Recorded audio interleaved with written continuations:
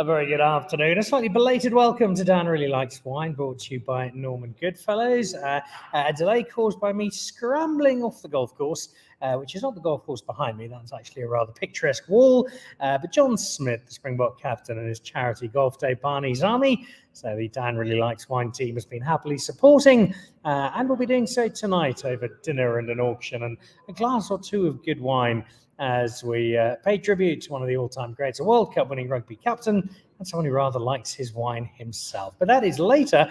Today for the show, we are paying tribute to a month that kicks off in celebration of women in general and women in wine. And it's always one I'm a little bit unsure about, because we celebrate everybody in the wine industry through the year, and the women in wine I don't think should be pigeonholed into a month, but perhaps it does give us a platform to speak to some and celebrate some and talk to some about where we feel women in the wine industry are, what's being done, what still needs to be done, and kind of where the industry sits in that particular space. And I've got two great guests on the show this evening. One is the force of nature, who has taken over what was Plaisir de Merle, turned it into Plaisir, which is now an international mountain biking haven that makes a bit of wine as well, and some super wine at that.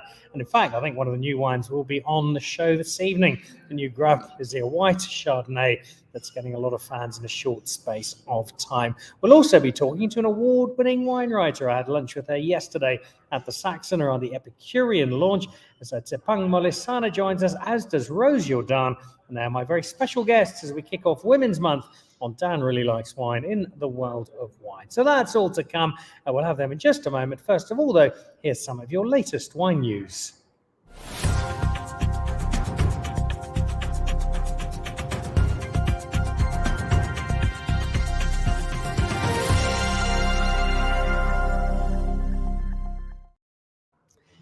So this is a dinner coming up with the team from Newton Johnson, and this is a dinner to really look out for, not just for the Newton Johnson wines, which generally are exceptional, but in particular because of one of them that is going to be served at the dinner. And that wine is the Wind and Sea Pinot Noir. This is a dinner at the Marine in Hermanus. It is on Friday, the 4th of August. That is tomorrow, so you don't have too much time to go. But you've got a terrific dinner, artichoke risotto with the Newton Johnson South End Chardonnay. You've got the Family Vineyards Chardonnay with a smoked hake and burnt orange. Just having a look through the menu, the Newton Johnson Pinot Noir. But then also you have the 2022 Wind and Sea Pinot Noir. They make so little of this. So if you can get your hands on it, you can get your hands on a glass. You've done very well indeed. It's 750 rand a head. It's at the Marine, and you can get hold of the hotel bookings at themarine.coza, or just go to the Marine's website in Hermanus. That's tomorrow night. If you need a night out in Hermanus, you won't get better than this. And the Art of Wine, that's not too far away now. On the horizon, the Nedbank Cape Winemakers Guild auction and the showcase of the auction. They've released now the list of the wines. We'll be looking at those next week. But the list of the auction wines and the chance to see them Thursday, the 24th of August at the Cape Town International Convention Centre, as well as Wednesday, the 30th of August in Johannesburg at Nedbank's HQ in the atrium in Sandton. And you'll see not just the wine, but all that artwork you're seeing on screen. That ties into the AI imagery that has been produced for this year. I won't tell you too much more about it, other than that it's a very special selection of artwork, and there is art for each of the individual guild members. And it ties in rather nicely with the theme for this year, the art of wine, and bringing together of art and wine and how the two mirror each other so closely. So you've got to try some of that wine and come along 24 August and then 30 August, Cape Town and Johannesburg as a preview of the wine at this year's Cape Winemakers Guild auction.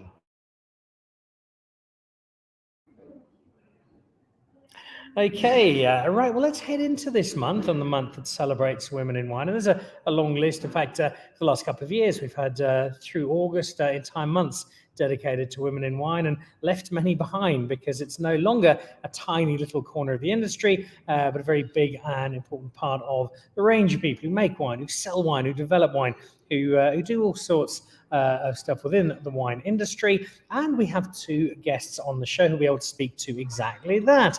In a moment, Tšepang Molisana, the wine writer. But first of all, Rose Jordaan, welcome back to the show, certainly not the first time, and taking some time out from a very, very busy assault on Plaisir, which it is, because in a fairly short space of time, the amount of change that you've kicked off, that you've done from acres of mountain biking to clearing out wines you no longer wanted. Give us just an overview of what's happened to Plaisir since Hurricane Rose moved in. Well, Dan, I think we kind of have to start off with serving ourselves a glass of wine. I hope everybody who's watching is going to do that. So I'm just going to quickly, I will talk about the wine later, but give myself a little after work celebration. So cheers. So I think what we started to do at Plaisir was firstly to have a very clear vision, to try and keep that vision as simple as possible so we can have buy-in from everybody. And the clarity of vision really is to start with a clean slate. Keep it really simple, clean, clear, and that everybody can understand what we're all striving towards. So that's, 2021. It's now 2.5 years. We have done a lot of work. We've done a lot of clearing out. We've taken out about 150 hectares of vineyard, and that means that we are sort of down to 200 odd hectares, 220 hectares, which is still quite a large farm. And then the idea is really to farm it better, to treat nature better, and with that, all the wonderful things that go with having a large estate on a mountain. And it is a considerable estate. I think size-wise, if you take everything into account, you're just under 1,000 hectares. So it's quite a lot to manage. When you moved in, you would have known some of the challenges, some of the things you needed to do. What's taken you by surprise? What have been the really, really big challenges you maybe weren't expecting in terms of taking on Plaisir and shaping it into the space that you'd like it to be? I think time is probably the one burden. Because, we have an amazing team. We're all working incredibly hard. But when we say we're going to take out all the alien vegetation and we're going to do that in 3 years, suddenly we're going on to 3 years and we're not even halfway through. So time, I think, is the one thing that is the difficult thing. But every project has its trials and tribulations. But on the whole, I think it's been incredible meeting new people in the industry and gathering and putting together a really strong, awesome team that any challenge we tackle. And I have to say, I think there'd be more exciting things and good surprises than bad ones. And there's also been a lot of excitement in terms of some of the change you brought in, some of the new wine you've brought in. You mentioned the wine that you've got in hand. We'll try that in just a moment. The flip side to what's taken you by surprise, not being exciting. What's been the most rewarding element so far of this Plaisir adventure? Well, I do have to say nature is my passion, and it's very, I find it extremely fulfilling and rewarding to sort of uncover incredible things that are happening in our Fynbos kingdom. And one of the most amazing things is to discover in these rivers that had been throttled by alien vegetation, incredible trees of 400-year-old indigenous trees that no one really knew were there because they couldn't get to them. So that's been a really very rewarding. And also seeing how the vineyards have really responded to our care, giving back. We basically said we're going to treat the top 10% 100% better. And the response from the vineyards has been amazing. So just that regenerative agricultural approach we've taken has been incredibly rewarding. And if you would like to get evidence of this, you can always head down to Plaisir and go and visit it. And we'll, at the end of the show, get Rose to give you a few details on the new accommodation and where you can come and stand. Let's move over now. We've got a quick update on Plaisir to the crux of this evening's show. We kick off Women's Month. Give us your thoughts, Rose. Women in wine, very broadly speaking. You're obviously a role model in many ways in that particular space. How do you see women in wine in South Africa and where we are now versus, let's say, when you first got into the wine industry, first worked in the bartending space and started getting a feel for the industry as a whole? Well, I'm super excited to see so many strong, amazing women doing very, very well. And this I've really seen in the last 15 years. I think women have got a lot more confident. And I have to say that it's got to do with inclusivity of the wine industry. And it really is an industry that tries to help each other. I was given tremendous support when I started in the industry. I learned so much. I'm still learning every day. But I think the biggest part has been the inclusivity of the industry. You know, South Africa does get a lot of negative press overseas, a lot of sensational stuff. Unfortunately, a lot of very poorly written journalism. But on the whole, it is an inclusive industry that tries hard to uplift everybody. You know, and as a woman, it's important for me to have a good work-life balance. And it's an industry that does allow that. It's a seasonal industry, so you can pace yourself. And, you know, it's incredibly rewarding to have your passion, your love for something translate into your everyday work. Which is exactly what it does for Rose. What about for Tšepang? Let's head over to our award-winning wine writer. You've been doing this for a few years now, Tšepang, and you've seen the industry, I'm sure, shift a little and change a little during that time. How much has the women in wine space shifted in the time that you've been writing about it? Hi, Dan. How are you? Very well. I just wanted to also say bless you because I saw you sneezed. Wow, I think that's a really big question, and thank you for respecting me with it, especially following someone as formidable as Rose. I think that the role of women in wine in South Africa has always been there. I remember at the very beginning of my writing career, I visited a wine farm. And the farmer's wife said to me that she had actually started a nursery school for the children of the farm workers on the property. And I think that it is that soft power of women that's always existed in various ways. I think if you look at the history of the Cape Winelands, you've also got women who owned the property, sold their diamonds to get their families the properties. There's various stories over time. And I think that the last decade has been a real galvanization of how we crystallize our stories, how we put them across. And I think that the role of media has been to really highlight some of these incredible women. For example, I think Ntsiki Biela has done so well overseas. And then you've also got someone like Natasha Williams with her Saron Wines, Lily van Saron. She worked alongside Corley, of course, in Bosman for quite some time as well. So you've got various stories of women throughout the value chain. I mean, quite recently, I think the big announcement of Kate Jackson taking on the role as the head of Nederburg Wines is also quite incredible. I think that you're looking at women from a business point of view. It's no longer just as the winemaker. It's no longer just working in the cellar. I think that the role of women in South African wine is so broad and beautiful. And it's also one where we're telling stories about women in wine, where being a woman in wine is now almost peripheral in that years ago, oh, it's a woman in wine. That's not usual. It's a Norma Radcliffe. We don't see this often. That's changed a lot. And I think particularly some of the stories you tell, we're seeing more and more, particularly young women winemakers, young Black women winemakers coming into an industry where not that long ago, that was very much the exception to the rule. Absolutely, but I also think, you know what,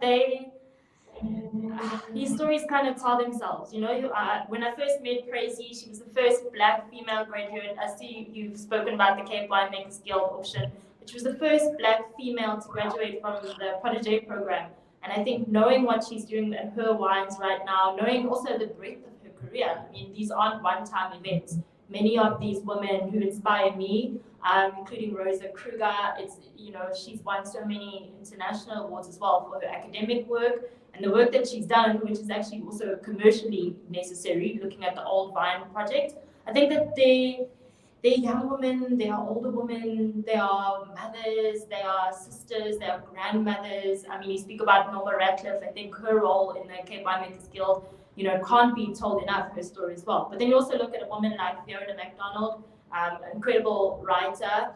You look at Maylu Lambert. I think that what she's achieving internationally is just also she's just formidable and wonderful. So I think that we never do ourselves a disservice by shining light on these stories. I think we're teaching ourselves every day how important each of these women is, and it's just such a joy to have the privilege of doing this job, of telling these stories. Well, let's shine a light on one or two. You mentioned a couple of names, Rosa, who's had such a huge influence on the industry as a whole, a number of your colleagues in the writing space. What about some of the winemakers themselves? Who are some of the women winemakers over the last few vintages who've really caught your eye and really inspired you with the wine that they're making? Gosh, there's so many. I remember one of my first wine lunches was with Memento.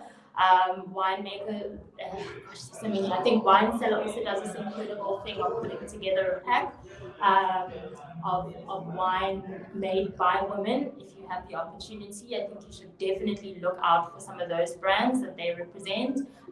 One of which I think the label is called We Were Seen Dancing. I think you look at someone like Anne Ferreira and the work that she's doing with Peter's Wine. I think that there's a lot of young women, sure, of course, but I mean, I'm also at a loss because I also feel like I spend so much time researching and reading and speaking and listening to women and tasting their wines. There's someone like Koni Madiere. She is also quite an interesting story where she was working in business and then she decided to join the wine business. So many. I think you look at someone like Kensani Nobanda, who's of course done a lot of work with Nedbank over time, and their new brand that they've started is also just really interesting, Gibonwa, and just at its nations as well. I think that there's a lot of varied stories, a lot of exciting stories, but I think that the tried and true are also very important because you have to be able to look back and say, okay, over 3, 4, 5, 6 vintages, these people have been achieving excellence. And on an international scale as well. And I think that Paulia from Bosman is someone that always comes to the top of mind for that reason. It's a very long list, and Tšepang's only just dipped into it. We'll come back to Tšepang in a moment for some thoughts on some of the younger talents and the exciting winemakers on the horizon. Rose, in terms of the women in the wine industry and in your particular space, the brand owners, the estate owners, there are plenty of other formidable figures. I think of Wendy Applebaum as a great example. How much do you bounce off other women in the industry, bounce off your peers in this space when you're either celebrating the good times, going through the challenging times, and use other people to help you in this space? I think, Dan, it's it is a challenging industry. It's a very tough one because there are a lot of people wanting to get into the industry, and it is a small industry. So we do rely on each other tremendously.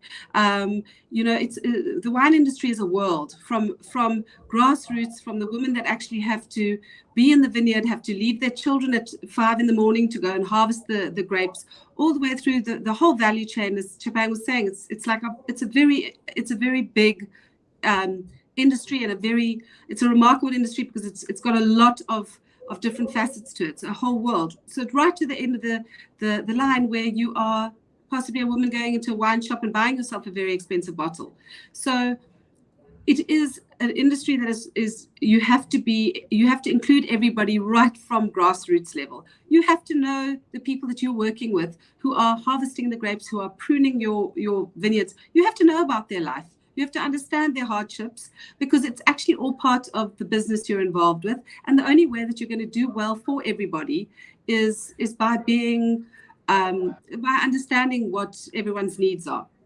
And I think it's extremely busy. It's even though it's seasonal, there's always something going on in this industry. So you are always busy meeting and mentoring possibly and helping. You do help a lot of people in the industry. So yeah, I think I've been very privileged to have a lot of amazing people that have given me a heads up and a lot of help. And women are really good with that. I mean, there isn't specifically women don't have these tremendous egos that they all need to claim everything. They are very happy to share. So that's been wonderful. You've also got, you mentioned things are always happening. Whenever I've been out to Plaisir, it's always been incredibly busy. The welcome has always been fantastic, and that welcome is directed by the team you have, and it's mostly a team of women in the tasting room. Tell me a little bit about this team you have at Plaisir, how they come together, and what makes them so special. They really are quite an incredible bunch. They are so highly motivated. Their energy is incredible. I have to say, I am blown away. They feed my energy. It really feels like you're going into the sunshine when you see the team. And it's because they're extremely excited about firstly being part of a team, this tremendous team that's so supportive of each other, and also having there's a future in this business for everybody. There's a place for everybody. Everyone is valued. So that's I think where the energy comes from, and a lot is to do with gratitude. We are all very grateful to be doing what we do. So I think gratitude goes a long way.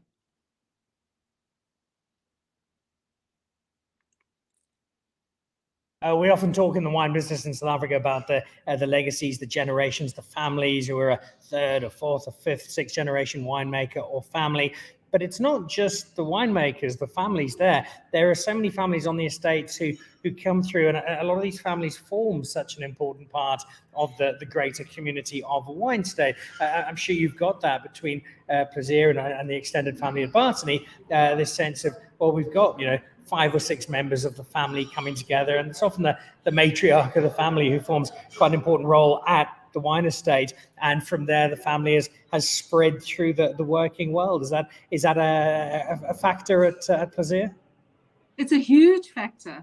The memory of Plaisir is kept particularly by the women who have there's one of the grannies who Auntie Betty, who is 92, and she's now a great granny, and she was born on Plaisir, which is remarkable. And she can tell you which tree was planted, and she is a living memory. And these incredible stories are so important to be kept so that it carries on for the next generation. And I think that's what's so amazing, because many of the children will leave and go and follow other dreams, but they will continue. They have this sort of warm sense of where they come from, and they're part of the legacy that are these historic wine farms. And a terrific legacy it is. It's one that's got a long way to go in terms of the new chapter at Plaisir, and we'll get some more from that on Rose in a second. You leave something of a legacy yourself, Tšepang, in terms of the writing that you leave behind. You've already mentioned some of the established winemakers who have caught your eye, but there's also a lot of young talent, a lot of assistant winemakers, a lot of the guild proteges coming through, a lot of these young people in the wine industry who in 10, 15 years' time will probably be household names in wine, but for now are only known to people like yourself. Who are a couple of the young women in South African wine whose names we should be writing down and whose wine we should be buying now while we can still afford it? I can only think of Kiara Scott Farmer, who the last time I visited her, she'd just given birth at Brookdale. And I think it was incredible hearing her story, especially as a young woman who I know she's caught a lot of people's eyes. And it's not just because of her sparkling personality. I think her talent speaks for itself. She's just really excellent. She, of course, trained with Duncan Savage in Salt River. And then when he had the opportunity, I think that what he did which was giving her the opportunity to work at Brookdale, is something that I can't commend enough. I think that the role of men who do things like that is partly why the South African wine industry is as exciting as it is. And besides Kiara, there's of course Mahadia Machete, who grew up in Vosloorus, not too far from where I grew up. She, I think, is currently working as part of the Delhi team. There's so many. I mean, Noni is doing fantastic work. I mean, we could have, I know that some of the proteges themselves actually had a dinner with Tim Atkin, and they shared some of their wines with him. And it looked like a fabulous family dinner. And I think that the role of Nedbank as well, and the role of the Guild, also can't be stated enough. I think their investment in this sector, I think their belief in young people, their decision to actually keep at it, it cannot be shouted out from the rooftops enough. I think that not only does the wine speak for itself, not only is the wine excellent and internationally lauded, but it creates, as you said, new generations. I think the ability for the South African wine industry, for us as consumers of these incredible products, to be able to look back in 10 or 15 years and say, oh, I once drank a wine by Kiara in its early stages, and now here she is, this international rock star. I think that that's truly incredible. And I want to commend you, Dan, for surprising me and asking me to be part of the show as well, because I think I obviously I have great admiration for Rose as well and the work that she's done, and I think that, you know, she had an incredible team as well, of course, at Bartany. There's just so many fantastic stories. We could be here for the entire August, which I think you plan to be. So good.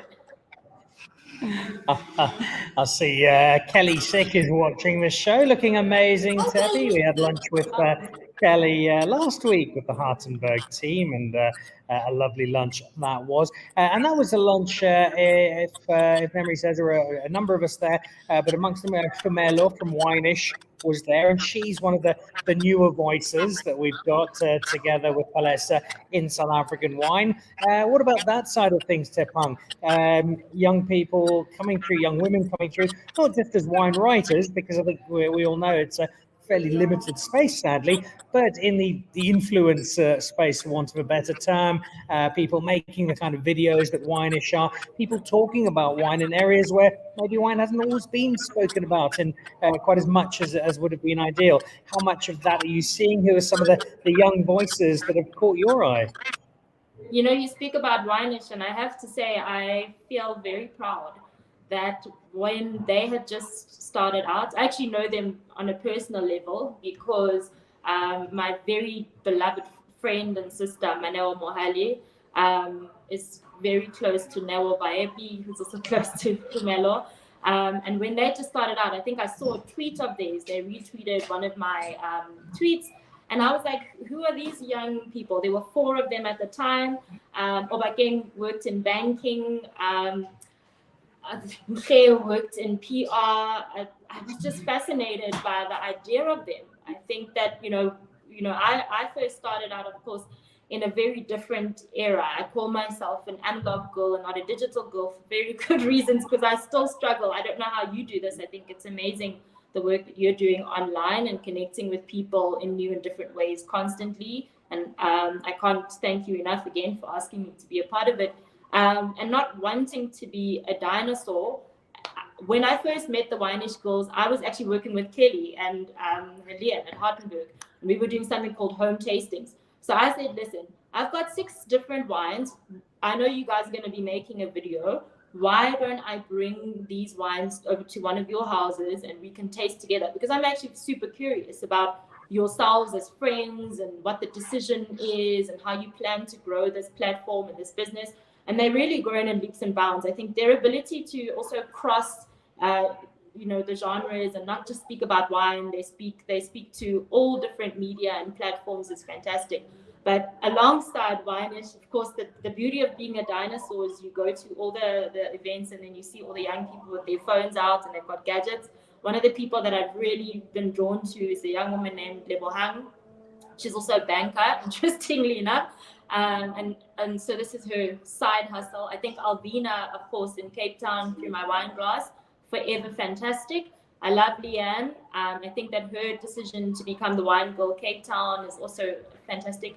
I think that there's so many of these amazing young people. There are, of course, also the guys.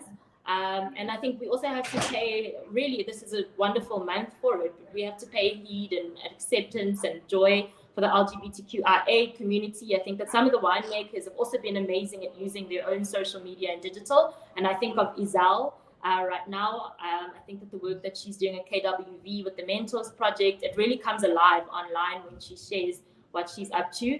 Of course, I'm also obsessed with Tanya. She was the Leggy Wino for some time on Instagram, and now she's Honor Tanya. I think that the work that she's doing at Spear with organic wine is incredible, but also watching the journey as she makes the wine, understanding how the barrels are rolled, understanding what the tasting process is like. I think that the word influence and the use of media, it's amazing seeing what people are doing, and it brings it alive, so that when you finally get that glass of wine, you've experienced it online throughout the process. And if you're watching this live, you'll have to go back and watch it again. If you're watching it recorded, press pause, rewind, and then write down every name Tšepang has just mentioned, because you've got some terrific people in the wine industry who are well deserving of a look. There's some terrific content out there, and that content is telling terrific stories. Rose, as you've seen, is one of those stories. Rose, from the brand perspective, this element of the story, talking about the diversity of what you do, not just from the wine you produce, but the people who make it, the backgrounds they come from. It's always got a nice marketing spin, but I'd like to think it's something a lot more fundamental than that, in terms of something really important that you want to share about the DNA of who you are and what you do. So how do you craft those stories? How do you share them? And how valuable are they for people to really understand what Plaisir is all about? You know, Dan, this is I think the trick to all of this is authenticity. That if your story is not real and you're trying to pretend, people notice. So from the core, if it's real and you can express it, that's where the truth comes through. And I'd say that the brand, you know, our Plaisir brand, which you can see is now changed from Plaisir to Merle, which was rather a clumsy name that had evolved over the years. But within the first sort of 6 months of getting to know the people that worked here, it was quite astounding to see how generous of spirit everybody was. And no matter what you asked them to do and you thanked them, there was always the word Plaisir. It's a Plaisir. It's always a pleasure. And that's where the rebranding of Plaisir de Merle came from. Was in the Boerland, you hear this all over. We're a country of people that it's a pleasure of being of service. We do like to help. So from that side, I think when you purposely try and change a brand, it can be very hard. But if it's authentic and it comes from the soul, it kind of speaks for itself. And that's how Plaisir came about. And in a very short space of time, it's had a considerable impact. You're a big part of that impact, but the team that you've already referred to and congratulated complete this energy that goes behind Plaisir and the stories that you are looking to tell. Where to now for Plaisir? What's on the horizon? What are you still looking to do? What would you still like to have an impact with through this new brand? Well, I think we are focused fully on high-end, high-quality wine. You know, it's a very, very tricky industry because so many vineyards are being pulled out. They're just not economical anymore. You know, South African wine, having just been abroad, is remarkably affordable, and it really is to be celebrated as such. And it's something that we've got to work at. But at Plaisir, we're very focused on the quality. We want to only produce incredible wines. So we're not focusing on the bulk. We're really focusing on trying to make exquisite wines, because the soils, the terroir, the incredible surroundings really lend itself to make these remarkable wines. So that's what we're focusing on. And you know, having just launched our as you mentioned, our Grand Plaisir, the Chardonnay, for the first time being bottled, we're really quite excited because we couldn't believe it. We gave an allocation up to Joburg, and within 2 weeks it was gone. So it shows that people are willing to try. They want to. They believe the story. Then they appreciate the story, and they know they're going to get quality in a bottle, and they won't be let down. I certainly won't, and I can say that because I've had a few of the bottles myself, and they've put a rather large smile on my face. I asked that question for two reasons, not just to get some clarity on where you're going, but also to set you up for the follow-on, which is this legacy that you're creating as Plaisir, but also yours yourself. And I know most people in the wine industry generally defer away from themselves. They don't like the spotlight on or the credit put towards them. But as a woman in wine who's undergoing a very dynamic process with Plaisir and showing just how much can be done with a combination of determination and vision, the Rose story, when people look back, and particularly young women coming into the wine industry, what do you think they would like, or what would you like them to be able to take away from the Rose story at Plaisir in 5, 10, 15 years time when they look at what you've done and the impact that you've had? Well, I think in life you've got to strive to be happy. That's the hardest thing to achieve, and people make it very, very complicated. But I do think that there's a remarkable simplicity to being happy, and that is having something meaningful to do every day. And I'm very privileged that I do have that, whether it's alien clearing, which is my complete passion, or making a remarkable wine, or seeing rivers flow that haven't flowed for many years, finding new or fynbos that was previously thought to be extinct, and suddenly we find these pin cushions again. These are the joys of having something to do and something to love. Really love it. That it does. The reward is actually just in the enjoyment of it. So having those two things, and the third, I think, is something to look forward to. We're not going to live forever, and I think your legacy has to be something that's impactful, that you perhaps don't measure now, but one day in time it will make a huge difference to the world. I'm illiterate when it comes to technology, so I'm really useless. So that's not going to be me. But possibly in 100 years' time, they'll say, "Wow, the rivers are flowing.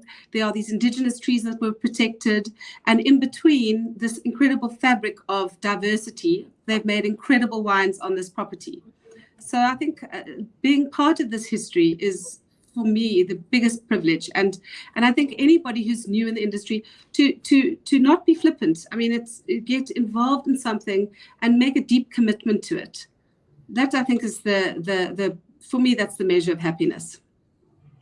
Oh, you enunciated beautifully, and you tee me up for one final one to you, and that is some of those young people, some of those young women who might be articulating the thoughts you've had for wine in the future.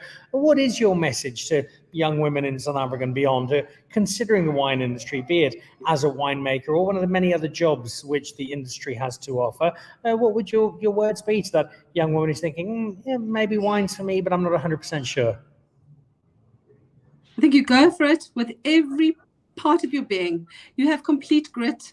Be authentic. Ask for help, and really dig deep to find your contribution to this industry. What can your contribution be? Because it's a remarkable industry that South Africa has that the rest of the world doesn't have. There are some incredible wine regions, but we are pretty remarkable in world terms. And I do see a massive future for this industry here. But it does take a lot of what South Africans have is grit and resilience. That's what you've got to be. Rose is someone who possesses both of those in considerable quantities and qualities. Tšepang is not dissimilar. Let's jump back to our star wine writer. The industry as it stands, we know it's got some challenges, but it's also in quite an exciting space in many ways as well. Where do you think we stand as a South African wine industry? What's exciting you most about us, and what do you think is exciting you most about where we're headed to in the next few years, Tšepang? Wow, damn, heavy, loaded questions. I appreciate the respect you have for me, but you think I can answer that? I've always believed in community. I think that the South African wine industry, especially in the past 2 years, especially after the pandemic, it's shown the ability to come together. And once again, we're looking at Women's Month, so I'm going to speak specifically maybe about Steenberg. I think that these businesses, particularly like Rose is saying as well, these businesses are dynamic, they're whole. It's not just the wine farm, it is the restaurant, it is the restaurant linked to the spa, linked to the hotel. I think it's the ability to not only employ people, but to empower them. I often talk about when I first started out in this industry, how I would hang out in kitchens so I could get the real story from the women. And yeah, I think it was back then when there were these fabulous events with JC LaRue. And now you watch over time, and the women who were working, washing dishes, are now part of the cellar team or the vineyard team. And as they pull themselves and their families up and become educated, you see how their lives become better. And I think that that's the real legacy of the South African wine industry. I think that the past 33 years, after the sanctions fell, you're looking at people like Siobhan Thompson, who's the CEO of WOZA. I think that the industry is not just warm to women in one sense. It also shows the ability to cross-pollinate and to become part of tourism, property, all sorts of other industries. I think that the current state of the South African wine industry is one that you can definitely have hope in. I think that, as we spoke about earlier, there's so many amazing, remarkable young women, older women. There's connections to the men in this industry that shows us that in 5, 10, or 15 years, and like Rose is saying, possibly in 100 years, there's real growth in this industry. I think that there's so many, not just the regenerative, not just the biodynamic farming, not just the organic farming, but there's so many ways that we can see that this industry is trying to be sustainable. It's employment sustainable, it's environmentally sustainable. I think that we're looking at an industry that doesn't plan on slowing down. I think that 33 years after democracy, this is an industry that it's particularly looking at South Africa. I think we recently hosted an international group of journalists and academics who are working on a journal as well. It's an industry that's international, it's global, it's reaching out, and you can see constantly the awe and the surprise and the joy from people all over the world. Recently, for example, Gabrielle Union and Dwayne Wade were in the country touring with Tuani, who's also an amazing young woman. She works in tourism. And they fell in love with some young winemakers. They fell in love with the South African wine industry. They're taking it internationally. And I think that that's the real heart of where the South African wine industry is going. It's not staying small. It's not shy. And it's really just an honor to be a part of it in any way. And that takes me then, on that very positive note, to one final question. I'll ask you a very similar one to the one I asked Rose a moment ago, but more from the writing about wine, the media, the talking about wine. What are your words to young people in South Africa, whether it is the side hustle that so many have, or as a career in wine writing, wine broadcasting, blogging about, talking about, discussing wine? What are the words of encouragement from someone who does it so well? That's very kind, because I threaten to retire every 3 days. So that's very nice. Please don't. Oh, it's very difficult. I think particularly looking at what happened in print media, it's a real challenge. But at the same time, it's so easy to fall in love. I think last week, as you were saying, we had this lovely lunch with Hartenberg, and there's a brand new story that I've never told. Sitting down next to Carl, listening to his thoughts, someone that's so wise and experienced. I think that would be my real advice to people. Listen. I think spend a lot of time listening. Spend a lot of time building community. I think spend a lot of time holding yourself also accountable to your own goals. If I say I'm going to retire, I must do it. But at the same time, I think, if you have a dream, and it is difficult, you start out maybe sending one tweet, getting one press pack, and attending one lunch and wanting to build a business. I think that is incredible. And I think that contribution is invaluable, particularly in an economy where 7 out of 10 young people are unemployed and not working. I think that this is an industry where you can create something out of very little, like you're saying, the ability to have your cell phone, create a video, create a podcast. I met a gentleman that wants to help me with my podcast. But I also look at people like Jenny Chris Williams. I mean, what a comedian. She came from the UK, actually. She was working at the BBC, and then she was at 702, and then she was at Kaya, and now she's also working in mixed media. And I think that looking at her career, and again, look at other people's stories, listen to them, pay attention to them, see how they've kept shifting, looking at what she's done and going, wow, it's possible. But also reach out and understand the kindness of people. I remember when I first met Olive Hamilton Russell, she's wearing a fabulous dress and it had feathers on it. And for some strange reason, she said to me, come to my house. I'd really love for you to taste my wine. And I drove up in my tiny green car. And there again, there were 100 stories to fall in love with. And now, I think it's about 10 years later, I've met Berenice from Tesselasdal. She herself has an amazing story, having gone from being the family au pair to now owning land in that area and her own brand. I think you won't go wrong if you listen to people. I think you won't go wrong if you stay humble and if you stay aware of the fact that they could tell anyone their story. But the fact that they're choosing you is an honor and it's a privilege. And so you have to treat it carefully. You have to treat it with gentleness. And you also have to be aware of the fact that your words have ramifications. They have impact. So one small tweet might reach somebody in Iceland who now decides to buy a case. Or in 5 or 6 years' time, you remember somebody like Berenice, you remember someone like Olive, and not only do they invite you over for lunch, but they share the next chapter of what their family story is. So I think remain humble, remain kind, be aware of the fact that it is a real privilege for someone to want to tell you something.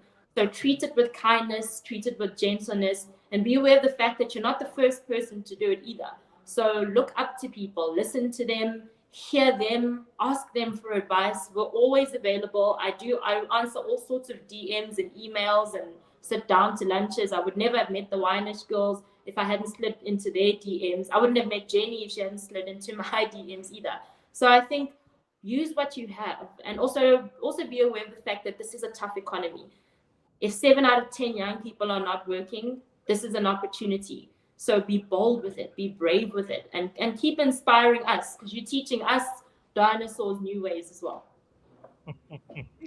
The dinosaur label, I think, is a little misleading, a social media expert, but also some fabulous advice there. If I think of my early days in the wine industry, sitting and listening to the winemakers played a huge part in me learning about wine, and that's a wonderful recommendation from Tšepang, and a wonderful note on which to wrap up our celebration of the start of Women's Month. We've got all sorts of cool stories to tell over the next month. We certainly don't only have August for stories about women in wine, but it is a great time to celebrate some of those in particular. 2 great ones to celebrate today. One of the great young wine writers in South Africa with some wisdom to apply to your wine career, should there be one on the horizon, but also some terrific recommendations on people to be following, to be drinking wine from, and to be getting in touch with.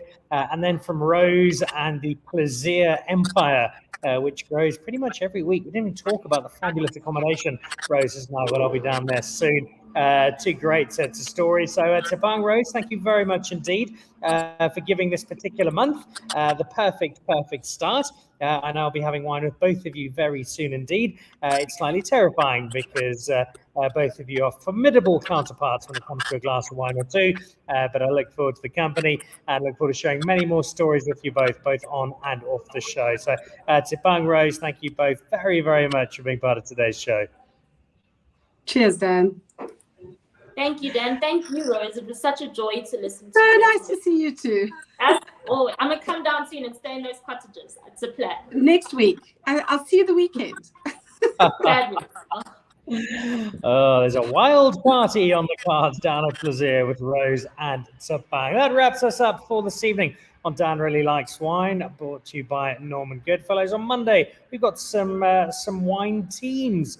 We have got, let me think, I think we've got the Cravens joining us on the show. I think we've got the Molyneux joining us on the show, and we might have one or two others as well. So look out for that. Also look out for news on a really cool new competition, and look out over the next few weeks. I'm going to be spending some time in Greece, so we'll have some Greek wine coming your way. As the sun sets down over Irene Golf Club, I'm back to join John Smith and his team at their charity golf day, raising money for Barney's Army and his charities, and drinking some wine with the Dan Really Likes Wine team. Thank you so much for being part of the show. Huge thank you to Rose and to Tšepang.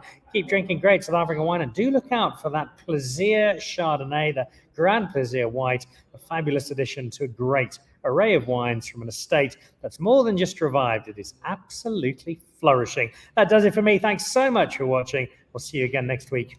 Goodbye.